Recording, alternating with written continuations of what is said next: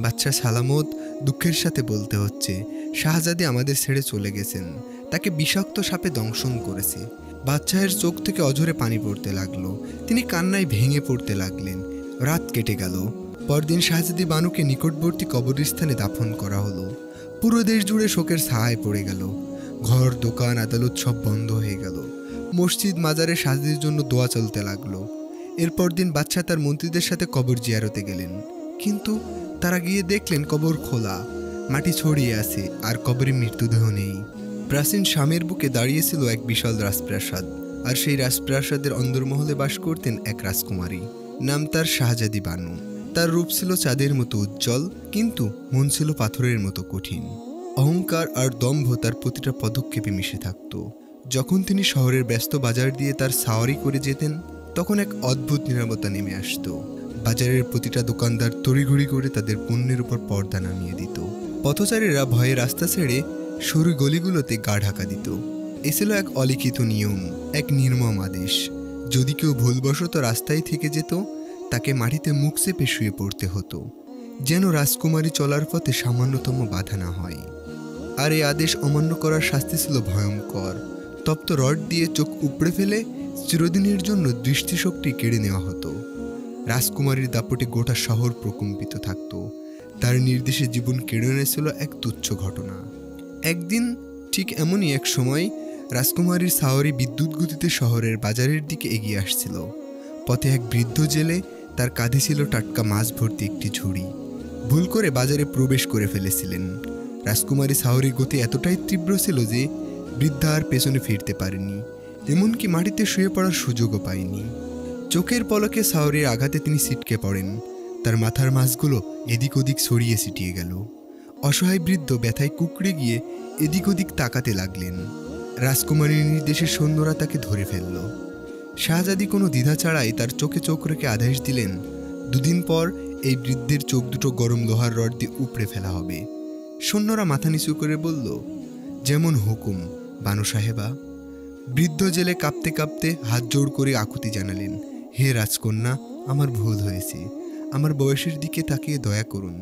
আমি একজন গরিব মানুষ, আমায় মাফ করুন। কিন্তু শাহজাদির মনে কোনো দয়া ছিল না। উল্টো তিনি আরও নির্মমভাবে আদেশ করলেন, এই হতভাগার চোখ তুলে ফেলো।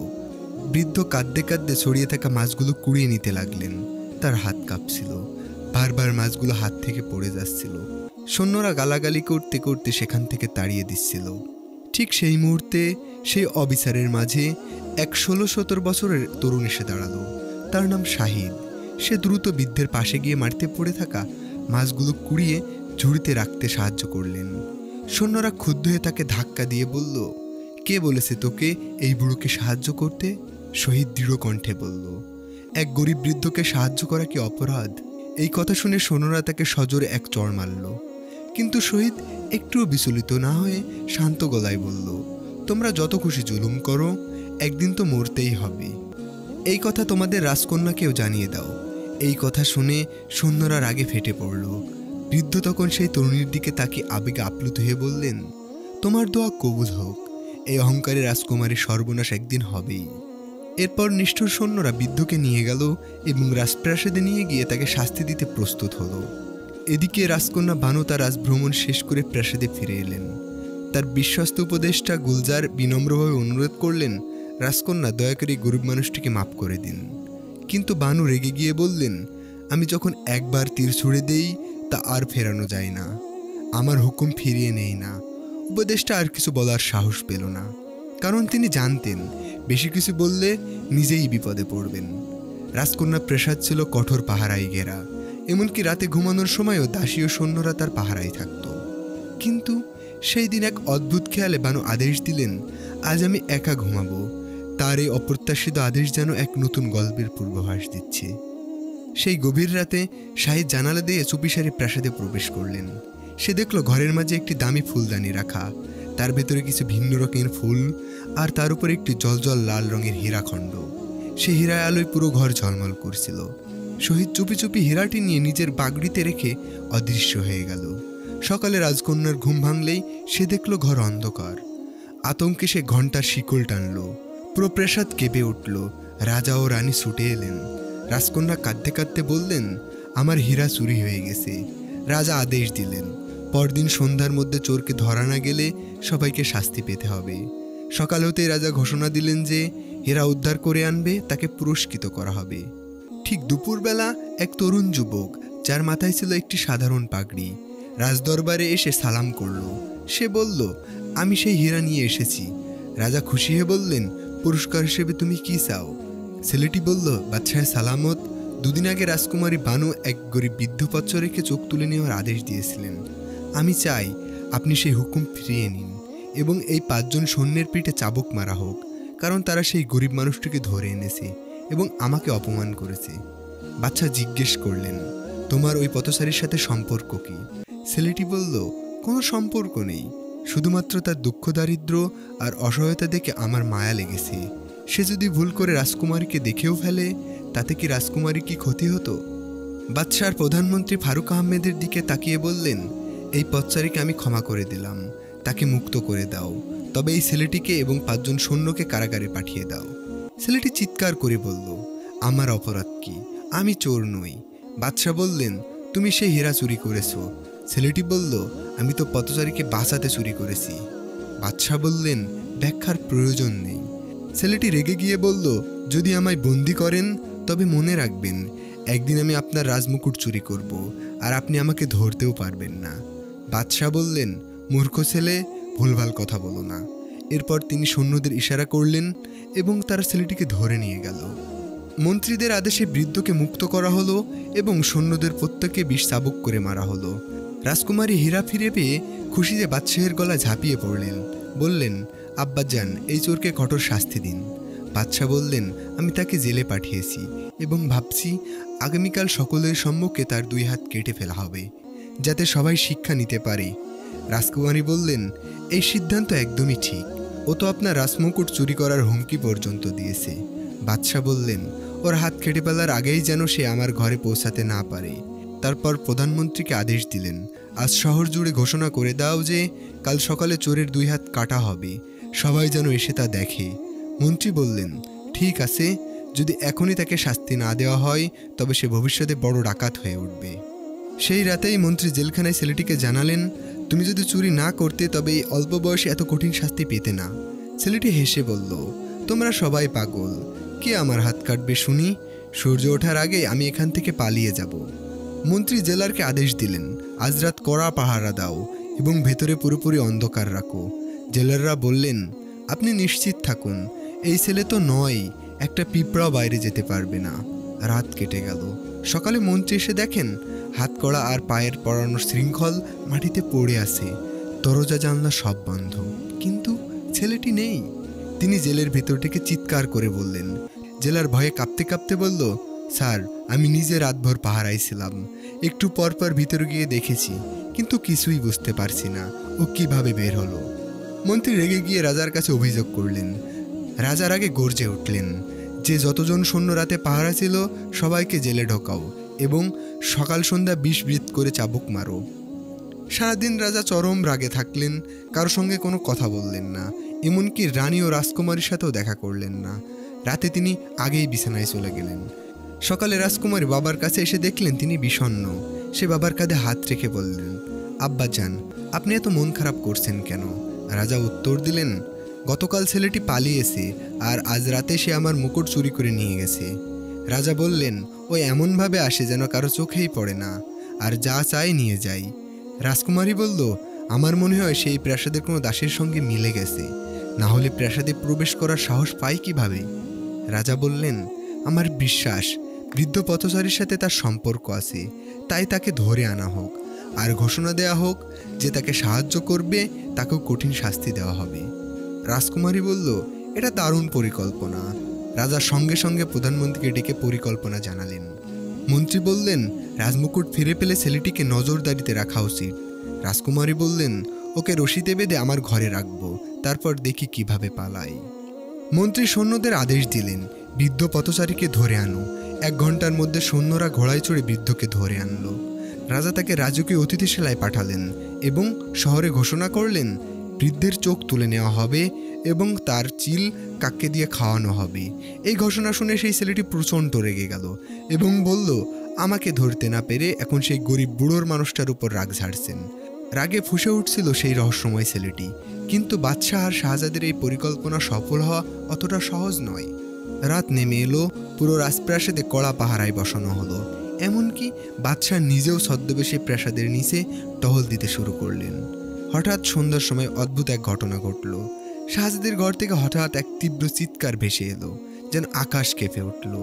বাদশাহ, মন্ত্রী আর সৈন্যরা হন্তদন্ত হয়ে ছুটে এলেন। ঘরে ঢুকে তার দিকে দেখলেন শাহজাদি মেঝেতে পড়ে আছেন। বাদশাহ ছুটে গিয়ে তার মাথায় কোলে তুলে নিলেন এবং সাথে সাথে রাজ দরবারের চিকিৎসককে ডেকে পাঠালেন। তাবিব অনেক চেষ্টা করেও শেষমেশ কাঁপা কাঁপা গলায় বললেন, বাদশাহ সালামত, দুঃখের সাথে বলতে হচ্ছে শাহজাদি আমাদের ছেড়ে চলে গেছেন। তাকে বিষাক্ত সাপে দংশন করেছে। বাদশাহের চোখ থেকে অঝরে পানি পড়তে লাগলো। তিনি কান্নায় ভেঙে পড়তে লাগলেন। হে আল্লাহ, আমার জীবনটা যে একমাত্র মেয়ে তার উপর নির্ভর ছিল, তুমি তাকেও কেড়ে নিলে। অনেকক্ষণ ধরে কাদার পর শাহজাদি দেহ তুলে এনে খাটে শোয়ানো হলো। ঠিক সেই মুহূর্তে মন্ত্রীর চোখে পড়ল বাদশাহের রাজমুকুটের দিকে। দেখুন, রাজমুকুট এখানে সিংহাসনের পাশে পড়ে আছে। সম্ভবত চোর গতরাত এখানে ঢুকেছিল। আরেকজন মন্ত্রী মন্তব্য করলেন, যদি সেই রহস্যময় ছেলেটি সাপটাকে ছেড়ে দিয়ে থাকে। কিন্তু বাদশাহ তখন তার কন্যার শোকে এতটাই মগ্ন যে এসব কথায় কান দিলেন না। রাত কেটে গেল। পরদিন শাহজাদি বানুকে নিকটবর্তী কবরস্থানে দাফন করা হলো। পুরো দেশ জুড়ে শোকের ছায়ায় পড়ে গেল। ঘর, দোকান, আদালত সব বন্ধ হয়ে গেল। মসজিদ, মাজারে শাহজাদির জন্য দোয়া চলতে লাগলো। এরপর দিন বাদশাহ তার মন্ত্রীদের সাথে কবর জিয়ারতে গেলেন। কিন্তু তারা গিয়ে দেখলেন কবর খোলা, মাটি ছড়িয়ে আছে আর কবরে মৃতদেহ নেই। এই দৃশ্য দেখে বাদশাহ জ্ঞান হারিয়ে মাটিতে পড়ে গেলেন। পানির ছিটি দিয়ে তার জ্ঞান ফেরানো হলো, কিন্তু তিনি যেন হুঁশে নেই। চারপাশে সবাইকে অচেনা লাগছিল। 4 দিন পর রাজ চিকিৎসকের চিকিৎসায় তার জ্ঞান সম্পূর্ণ ফিরে আসে। তবে তিনি কন্যার মৃত্যুর চেয়ে বেশি ব্যথা পেয়েছিলেন তার দেহ নিখোঁজ হওয়ায়। তিনি গোয়েন্দা নিযুক্ত করলেন চুরি হওয়া মৃতদেহ খুঁজে বের করতে। গোয়েন্দারা সারা দামেস্ক শহর জুড়ে অভিযান চালাতে লাগলো। কিন্তু তারা জানতো না চোর এর মধ্যেই দামেস্কে ছেড়ে সিরিয়ার সীমানা পেরিয়ে গেছে। চোর একটি দ্রুতগতির সাদা ঘোড়ায় করে শাহজাদির মৃতদেহ নিয়ে বাগদাদের দিকে এগিয়ে চলছে। তার বিশ্বাস বাগদাদে সে নিরাপদ আশ্রয় পাবে। কিন্তু তার মনে দুশ্চিন্তা, বাগদাদ শহরে প্রবেশের সময় যে দেহটি কোথায় লুকাবে। একটি ছোট্ট জনপদের কাছে পৌঁছে সে মৃতদেহটিকে ঝোপের ভেতর লুকিয়ে রেখে কাঠের একটি বড় সিন্দুক কিনে আনে। সেই সিন্দুকে লাশ ঢুকিয়ে আবার যাত্রা শুরু করে। রাত ঘনিয়ে এসেছে। বাগদাদের প্রবেশদ্বারের বন্ধ হওয়ার সময় ঠিক তখনই সে ঢুকলো। প্রবেশের সময় এক বণিক তার পথ রোধ করে বলল, আমি প্রতি শুক্রবার রাতে এখানে এসে শেষ আগত ব্যক্তিকে আমার অতিথি বানাই। আজ তুমি শেষ মানুষ, তোমাকে থাকতে হবে আমার সঙ্গে 3 দিন। চোর তখন দুশ্চিন্তায় পড়ল। ভাবল, যদি এই বণিকের বাড়িতে যায় তাহলে লাশের খবর ফাঁস হয়ে যেতে পারে। কিন্তু যদি কোনো সরাইখানায় যায়, ওখানে ঝুঁকে আছে। অবশেষে সিদ্ধান্ত নিল এই বণিকের সাথে যাওয়াই নিরাপদ। সে বণিক বলল, আপনার মতো সম্মানিত ব্যক্তি অতিথি হওয়া আমার সৌভাগ্য। বণিক হেসে বলল, এটা আমার ভাগ্য যে তুমি আমার দাওয়াত গ্রহণ করেছো। সে চোরকে নিজের প্রাসাদগাম বাড়িতে নিয়ে গেল। ঘোড়াটি বাইরে রাখা হলো। চোরকে একটি সুসজ্জিত ঘরে নেওয়া হলো। বণিক বলল, এই ঘরে তুমি থাকো, সব ব্যবস্থা আছে। এই ঘরে জানালা নেই, দরজা এমনভাবে তৈরি যাতে বাইরে কোনো আওয়াজ শোনা যায় না। চোর তাকিয়ে বলল, এই টেবিলটির উপর রাখা ময়ূরটি বেশ সুন্দর, পছন্দ হয়েছে আমার। বণিক বলল, এটাতে যন্ত্রপাতি বসানো আছে, যখন সবকিছু সক্রিয় হয় তখন এই ময়ূরটি নাচতে থাকে। চোর বলল, আমি কি এখনো ওর নাচ দেখতে পারি? বণিক বলল, এর নাচের সময় নির্ধারণ আছে, সময় হলে এমনিতেই শুরু করবে। কিন্তু মনে রেখো, যখন এটা নাচবে তখন এর কাছে যেও না। চোর অবাক হয়ে জিজ্ঞেস করলো, এটা তো খুব দামি জিনিস মনে হচ্ছে, কোথা থেকে পেলেন? বণিক বলল, এটা আমাকে উপহার হিসেবে দেওয়া হয়েছিল। তারপর সে হাততালি দিয়ে এক দাসকে ডাকলো এবং বলল, যদি খাবার প্রস্তুত হয়ে থাকে তবে এখানে পরিবেশন করো। দাস বলল, স্যার, সব প্রস্তুত আছে। বণিক চোরের হাত ধরে ডাইনিং কক্ষে নিয়ে গেল, তাকে খাওয়ালো। খাওয়ার পরে বলল, এখানে বিশ্রাম নাও, কাল সন্ধ্যায় আবার দেখা হবে। চোর জিজ্ঞেস করলো, আপনি দিনে থাকবেন না? বণিক বলল, না, আমি সকালে বের হই আর সন্ধ্যায় ফিরি। চোর খোদা হাফেজ বলে নিজের ঘরে ফিরে দরজা ভেতর থেকে বন্ধ করলো। আরাম করে কিছুক্ষণ পর সে সেই সিন্দুক খুলে শাহজাদির দেহ বের করলো। তারপর ছেলেটি পকেট থেকে একটি সাদা রুমাল বের করলো এবং নিজের মুখে বাতাস করলো। হঠাৎই সে মেঝেতে লুটিয়ে পড়ল এবং রূপান্তরিত হয়ে গেল একটি কালো বিষধর সাপে। সে শাহজাদের পায়ে একটি দংশনের চিহ্ন দেখতে পেয়ে সেখানে মুখ রেখে বিষ চুষতে শুরু করলেন। মুখ ভর্তি বিষে একটি পেয়ালায় থুতু দিয়ে ফেলেছিলেন। চুষতে চুষতে যখন রক্ত বের হতে শুরু করলো তখন সে থেমে গেল। এরপর ঘরের এক কোণে গিয়ে কিছু মাটি চাটলো এবং তৎক্ষণ আবার মানুষে রূপান্তরিত হলো। এদিকে শাহজাদির চোখ খুলে যায়। সে শাহজাদিকে দেখে বলল, আমার গলায় যেন কাটার মতন কিছু বিঁধছে, একটু পানি খাও। শাহিদ একটি গ্লাসে পানি ঢেলে তার হাতে দিল এবং তাকে ধীরে ধীরে বিছানায় শুইয়ে দিল। তারপর ফলমূল এনে খেতে দিল। খাওয়ার পর শাহজাদির শরীরে কিছুটা বল ফিরে এলো। সে জিজ্ঞেস করলো, আমি এখন কোথায়? তুমি কে? শহীদ উত্তর দিল, আমার নাম শহীদ জামাল। আমি দামেস্কের বাসিন্দা, কিন্তু এখন বাগদাদে আছি। শাহজাদি একটু চুপ করে থেকে বলল, চোখ খোলার আগে আমি একটি স্বপ্ন দেখেছিলাম, খুব ভয়াবহ স্বপ্ন, কিন্তু এখন মনে হচ্ছে সেই স্বপ্ন যেন বাস্তব হয়ে গেছে। এটি কি রহস্য? শাহিদ জিজ্ঞেস করলো, স্বপ্নে কি দেখেছো? শাহজাদি বলল, আমি দেখেছি আমি মারা গেছি। আমাকে নদীর ধারে রাজকীয় কবরস্থানে দাফন করা হয়েছে। হঠাৎ কবর খুলে যায় এবং তুমি আমাকে বের করে একটি সাদা ঘোড়ায় নিয়ে ছুটতে থাকো। তারপর আমাকে এক ঝোপে লুকিয়ে রেখে কাঠের সিন্দুকে ভরে ফেলো। অনেক পরে সেই সিন্দুক খুলে তুমি একটি সাপে পরিণত হয়ে আমার বিষ চুষতে শুরু করো। এই কথা শুনে শহীদ হতবাক হয়ে গেল। সে ভাবলো, এত কিছু জানলো কিভাবে? ও তো অজ্ঞান ছিল। শাহজাদি জিজ্ঞেস করলো, তুমি কি ভাবছো, বলো না, আমি কি আমার প্রাসাদে আছি? শহীদ বলল, তুমি যা দেখেছো সেগুলো সবটাই বাস্তব। তোমাকে সাপ দংশন করেছিল, তোমার বাপ ভাবেন তুমি মারা গেছো, তাই কবর দেন। কিন্তু আমি জানি সাপে কাটা মানুষ 3 দিন পর্যন্ত বাঁচে, তাই আমি কবর খুলে তোমাকে নিয়ে এসেছি। শাহজাদি অবাক হয়ে জিজ্ঞেস করলো, তুমি আমাকে চেনো কিভাবে?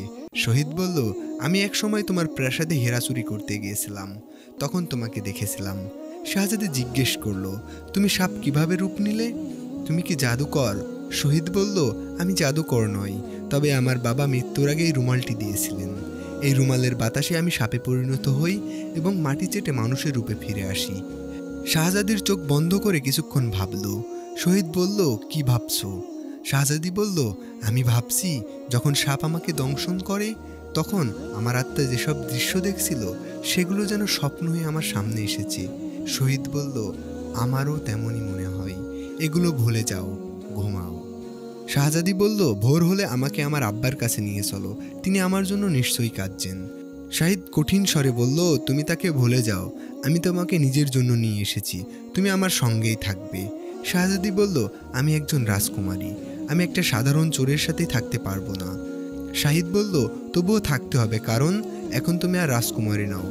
যদি পালানোর চেষ্টা করো আমি তোমাকে জীবিত রাখবো না। ঠিক তখনই ঘরের ময়ূরটি তার পাখা মেলতে থাকে, নাচ শুরু করলো। সাথে বাজতে লাগলো নানান রকম বাদ্যযন্ত্রের সুর। ময়ূরের পাখায় লাগানো কিছু রঙিন মুক্তা, সেই মুক্তার আলোয় ঘর আলোকিত হয়ে উঠল।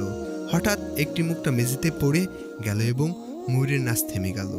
শহীদ সেই মুক্তাকে তুলতে যাচ্ছিল। শাহজাদি তাকে থামিয়ে বলল, ওটা পরের জিনিস, হাত দিও না। শহীদ বলল, আমি তো চুরি করতে যাচ্ছি না। শাহজাদি বলল, তবুও স্পর্শ করো না। শাহিদ ওর কথা মেনে নিল। এরপর শাহজাদি ঘুমিয়ে পড়ল, কিন্তু শহীদ জেগেই থাকলো।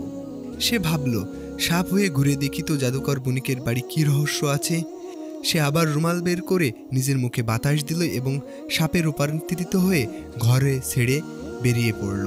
হাভেলির 20-25টা ঘর ঘুরে দেখলো, সব ঘরে দামি জিনিসে ভরা। শেষে সে ছাদে একটি ঘরে পৌঁছালো। একটা একেবারে আলাদা ছিল।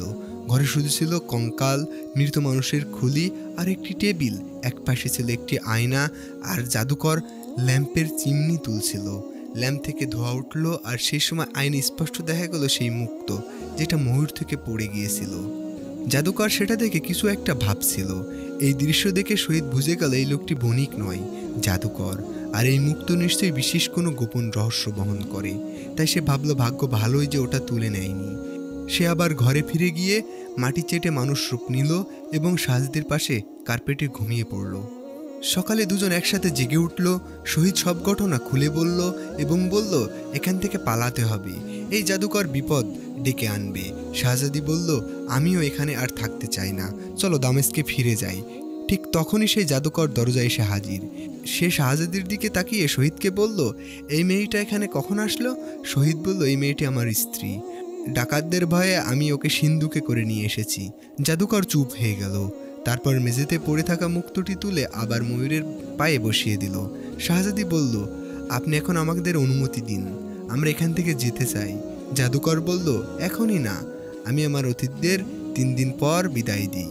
যদি মন অস্থির হয় তবে নাস্তা করে আমার বাগান দেখে এসো, ওখানে এমন সব জিনিস আছে যা দেখে তোমরা বিস্মিত হবে। এই কথা বলে সে চলে গেল এবং কিছুক্ষণ পর নাস্তা পাঠিয়ে দিল। নাস্তায় ছিল সিংহের মাংসের কোরমা, আপেলের মুরব্বা, ময়দা পরোটা, রাজকীয় টোস্ট এবং মধু। শাহজাদি আশঙ্কায় বলল, এর মধ্যে এমন কিছু না থাকে যাতে সে জাদু করে রেখেছে। শহীদ বলল, আমারও তাই মনে হচ্ছে। এখন আমাদের কি করা উচিত? শাহজাদি বলল, আমরা কিছুই খাবো না, না খেয়ে থাকা ভালো। সাফারির অজুহাতে এখান থেকে পালাবো। শহীদ এই প্রস্তাবে রাজি হলো এবং সব নাস্তা কালো সিন্ধুকে ভরে ফেলল আর প্লেটগুলো ফাঁকা করে দিল। এরপর জাদুকর এলো এবং দুজনকে নিয়ে বাগানে গেল। সে বলল, আমি বাজারে যাচ্ছি, তোমরা এখানে ঘুরে দেখো, তবে এই বাগানের কোনো কিছুই শোবে না। সে চলে গেল। তারা বাগানে ঘুরে দেখতে লাগলো। তারা দেখলো যে ডালে ফুল ফোটে, সেখানে একটি পাতাও নেই। চলতে চলতে তারা পৌঁছলো এক বারান্দায়। সেখানে অসংখ্য খাঁচা ঝোলানো, প্রতিটিতে এক একটি অপূর্ব পাখি। শাহজাদি বলল, এমন পাখি আমি আগে কখনো দেখিনি। শাহিদ বলল, এই জাদুকরের কাছে এসব পাওয়া কঠিন নয়। ঠিক তখনই একটি সাদা পাখি বলল, তোমরা কি আমাদের সাহায্য করবে? শাহজাদি চমকে উঠে বলল, তোমরা কথা বলতে পারো, বলো কি সাহায্য চাই? পাখিটি বলল, আমরা পাখি নই, মানুষ। এই নিষ্ঠুর জাদুকর আমাদের পাখিতে রূপান্তর করে খাঁচায় বন্দি করেছে। যদি কোনোভাবে তোমরা ছাদে উঠে ল্যাম্প জ্বালাও এবং ধোঁয়া ওঠার পর চিমনি ভেঙে ফেলো, আমরা সবাই মানুষ হয়ে ফিরে যাব। আর এক পাখি জিজ্ঞেস করলো, তোমরা কারা? এই জাদুকর কে? শহীদ বলল, আমরা তার অতিথি।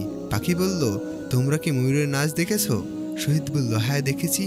একটা মুক্তা পড়ে গিয়েছিল, কিন্তু আমরা তুলিনি। আজ সকালে নাস্তা এলো, সেটাও আমরা খাইনি। পাখি বলল, এই কারণেই তোমরা বেঁচে গেছো। যদি মুক্তা তুলতে অথবা নাস্তা খেতে, তোমরাও পশুতে পরিণত হতে বা তার গোলাম হয়ে যেতে। দুজনেই রুমে ফিরে এলো। শাহজাদি বিছানায় শুয়ে পড়ল আর শহীদ ছাদে চলে গেল। সেখানে কাউকে না পেয়ে সে ল্যাম্প জ্বালালো এবং চিমনি তুলল। ধোঁয়া উঠতে লাগলো। সে চিমনিটি জোরে মাটিতে আছাড় মারল। তারপর দ্রুত নিচে নেমে এলো। রুমে এসে দেখে শাহজাদি এক অপূর্ব সুন্দর তরুণের সাথে কথা বলছে। তরুণ সালাম দিল। শাহজাদি বলল, ময়ূরটা গায়েব হয়ে গেছে, আর এই ছেলেটি বলছে সেই ময়ূর ছিল। জাদুকর তাকে পশুতে রূপান্তরিত করেছিল। শহীদ বলল, আমি চিমনি ভেঙেছি, তাই জাদুকর প্রভাব কেটে গেছে। এখন সবাই আবার মানুষ হয়ে ফিরেছে। সে বাগানে গেল। দেখে হলুদ ফুলগুলো রঙিন হয়ে উঠেছে এবং দূর থেকে একদল মানুষ এগিয়ে আসছে। তারা কাছে এসে শহীদকে ধন্যবাদ জানালো এবং বলল, জাদুকর ফেরার আগে এখান থেকে পালিয়ে যায়। তাদের কার কি অবস্থা জিজ্ঞেস করে শাহিদ জানতে পারল, অনেকেই বণিক, কেউ রাজপুত্র, কেউ সওদাগর, কেউ আবার ছদ্মবেশে রাজা। জাদুকর তাদের সব সম্পদ দখল করে রেখেছিল। সবাই বলল, চলো প্রাসাদে গিয়ে নিজেদের মালপত্র খুঁজে আনি। তারা প্রাসাদে গিয়ে সব কিছু পেল এবং তুলে নিল। অন্য মাল না পেয়ে কিছু দামি জিনিসও নিয়ে নিল। শহীদও অনেক দামি জিনিস সিন্ধুকে ভরল। তারপর সবাইকে নিয়ে প্রাসাদ দিকে বেরিয়ে গেল। প্রহরীরা চিৎকার করলো, কেউ শোনেনি। সবাই শহরের বাইরে একটি তাঁবু গেড়ে বিশ্রাম নিতে লাগলো। এরপর 22-24 জন সওদাগর শহরে গিয়ে মাল বিক্রি করলেন। শহীদও হাজার হাজার স্বর্ণমুদ্রার জিনিস বিক্রি করে একদিনই ধনী হয়ে উঠলেন। এদিকে জাদুকর প্রাসাদে ফিরে এলো। প্রহরীরা জানলো, আপনার সব অতিথি আজ সকলে মালপত্র নিয়ে চলে গেছে। আমরা বাধা দিলেও তারা কথা শোনেনি। জাদুকরের পায়ের নিচ থেকে যেন মাটি সরে গেল। সে ছুটে বাগানে গিয়ে দেখলো ফুল, রুম, খাঁচাগুলো গায়েব। সে ঘামতে ঘামতে ছাদে উঠল। চিমনির টুকরো দেখে চোখ অন্ধকার দেখল। সে কাঁদতে কাঁদতে বলল, হাই, যে চিমনি আমি 10 বছর ধরে সাধনায় পেয়েছিলাম তা ভেঙে গেছে। সে রুমে গিয়ে দেখলো ময়ূর গায়েব। খাবার ছড়িয়ে ছিটিয়ে মেঝেতে পড়ে আছে। সব বুঝে গেছে, এই ছেলেই সর্বনাশ করলো। যদিও নাস্তা খেয়ে ফেলতো তাহলে আমার গোলাম হয়ে যেত, কিন্তু না, ও খুব চালাক। মুখ তো তুলে নেয়নি, খায়ও নি, কিন্তু না, এবার ওকে ছাড়বো না। এরপর জাদুকর নিজের ঘরে গিয়ে পোশাক বদলে জ্যোতিষীর বেশে শহরে ছড়িয়ে বাইরে বের হলো। একে একে লোকজনকে জিজ্ঞেস করতে একটি শিবিরের দিকে এগিয়ে গেল। সেখানে সে গোপনে ঢোকার চেষ্টা করলো। তারা হাঁটার শব্দ শুনে শাহজাদির সন্দেহ জাগে। তিনি সেই নজুমিকে নিজের তাঁবুতে ডেকে পাঠালেন। মুখ দেখে জাদুকর তাকে চেপে বলল, এ তো আমার সর্বনাশ করেছে। বোতল বের করে বলল, এই বোতলটি চোখের কাছে ধরো এবং মনে মনে একটি প্রশ্ন করো, উত্তর তোমার চোখের সামনে বোতলের কাছে ভেসে উঠবে। শাহজাদি বোতলটি চোখের কাছে আনতেই ভেতরে থাকা চেতনা হারানো ধোয়া শ্বাসের সাথে ভেতরে ঢুকে পড়ল। তিনি সঙ্গে সঙ্গে অজ্ঞান হয়ে পড়লেন। জাদুকর চারপাশে তাকিয়ে নিশ্চিত হলো কেউ দেখছে না। তারপর পেছনের দিকে তাকিয়ে জঙ্গলের দিকে চলে গেলেন। এদিকে ঠিক তখনই শহীদ ফিরে এসে দেখে তার তাঁবু খালি। পাশের লোকেদের জিজ্ঞেস করলে তারা জানায়, এক নুজুমে এসেছিল কিছুক্ষণ আগে, তারপর আর কাউকে দেখেনি। শহীদ বুঝে গেল জাদুকরই ওকে ফাঁদে ফেলেছে।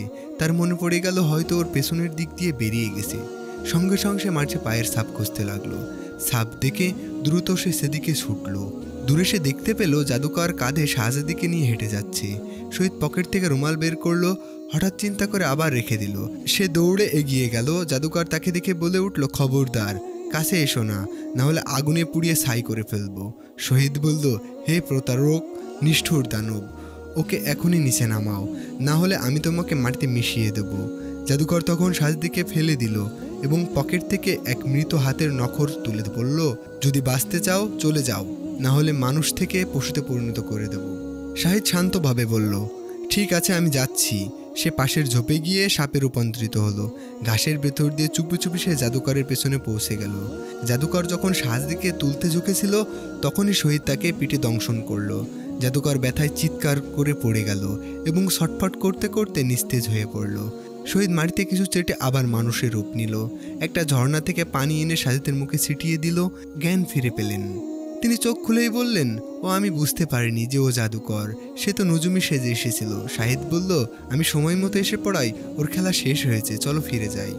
এদিকে বণিকেরা ফিরে এলো। সবাই নিজেদের জিনিসপত্র গোছাচ্ছে। সব মাল বিক্রি হয়ে গেছে। সবাই এখন ফিরে যাচ্ছে। শহীদ বলল, চলুন আমরা বাগদাদের বাদশার কাছে গিয়ে পুরো ঘটনা বলি। সবাই এতে সম্মত হলো। তারা বাদশাহের প্রাসাদে পৌঁছালেন। বাদশা তাদের সাথে দেখা করলেন। তিনি মনোযোগ দিয়ে পুরো ঘটনা শুনলেন। শহীদকে বাহাবা দিলেন এবং মন্ত্রীদের আদেশ দিলেন, জঙ্গলে গিয়ে জাদুকরের লাশ নিয়ে আসো। এছাড়াও বাদশা আদেশ দিলেন, সব শিবির গুটিয়ে প্রাসাদে নিয়ে আসা হোক। তিনি সবাইকে তার রাজ অতিথি ঘোষণা করলেন। তৃতীয় দিনে বাদশার পুরো জাদুকরের প্রাসাদটি শহীদকে দান করলেন। তিনি শহীদকে আরও জমিদারি দিলেন, মাসিক ভাতা নির্ধারণ করলেন। কারণ শহীদ শুধু বাগদাদেই নয়, আগত বণিকদের রক্ষা করেছে। এ আনন্দের দিনে সব বণিকেরা শহীদকে মূল্যবান জিনিস উপহার দিল। অন্যান্য রাজার পুত্ররাও উপহার পাঠানোর প্রতিশ্রুতি দিল। শাহিদ জামাল, যিনি একসময় দামেস্কের চোর ছিলেন, তার বুদ্ধি, সাহস, সহানুভূতি ও সততার কারণে শাহজাদি বানু তার প্রেমে পড়ে গেলেন। শাহিদ প্রথমে ওকে কষ্ট দিতে চেয়েছিলেন, গরিবদের উপর করা তার নির্দয়তার শাস্তি দিতে চেয়েছিলেন, কিন্তু একসাথে থাকতে থাকতে শাহিদও তাকে ভালোবেসে ফেলল। 1 মাস পর শাহিদ বলল, তোমার বাবা নিশ্চয়ই কাঁদছেন, চলো একবার দেখা করি। শাহজাদি খুবই খুশি হলেন। তারা দামেস্কে ফিরে গেল। ওপাশে বাচ্চা ভীষণ অসুস্থ। একমাত্র কন্যার শোকে তার দৃষ্টিশক্তি দুর্বল হয়ে গেছিল। হঠাৎ মেয়ে ফিরে এলে তিনি স্তম্ভিত হন। তিনি কাঁদতে কাঁদতে বলেন, তুই কে? আমার মেয়ে তো মারা গেছে। শাহজাদি হেসে বলল, আব্বা, সাপে কাটা মানুষ 3 দিন পর্যন্ত বাঁচে। এই শহীদই দ্বিতীয় দিন আমাকে কবর থেকে বের করে এনে আমাকে বাঁচিয়েছে। তারপর সে পুরো ঘটনা খুলে বলল। বাচ্চা শাহিদকে বুকে জড়িয়ে ধরলেন। 1 সপ্তাহ পর তার রাজকন্যার বিয়ে দিলেন শাহিদের সঙ্গে এবং তাকে তার সিংহাসনের উত্তরাধিকার ঘোষণা করলেন। বিয়ের পর শাহিদ ও বানু বাগদাদে চলে গেল। মা ছেলের এই সাফল্য দেখে চোখে জল ফেললেন, আল্লাহর কাছে দোয়া করলেন। 10 বছর পর বাদশাহের মৃত্যু হলে শহীদ জামালই হলেন নতুন বাদশাহ, আর তিনি জীবনের শেষ পর্যন্ত ন্যায় বিচার আর ভালোবাসা নিয়ে রাজত্ব করে গেলেন।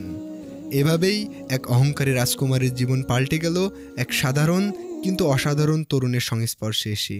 অহংকার থেকে মুক্তি, বিপদ থেকে উদ্ধার আর তার নিঃস্বার্থ ভালোবাসার এক নতুন অধ্যায় রচিত হলো। শাহজাদি বানু ও শহীদ জামালের গল্প শুধু এক রূপকথা নয়, এটি মানব হৃদয়ের পরিবর্তন, ক্ষমা ও সহানুভূতির এক জীবন্ত দলিল। আমাদের ভিডিওটি যদি আপনার ভালো লেগে থাকে তাহলে আমাদের চ্যানেলটিতে একটা সাবস্ক্রাইব করুন। আপনার একটা সাবস্ক্রাইবই আমাদের পরবর্তী ভিডিও তৈরি করার অনুপ্রেরণা যোগায়। পরবর্তী কোনো ভিডিও আসা পর্যন্ত আপনারা ভালো এবং সুস্থ থাকুন। ধন্যবাদ সবাইকে।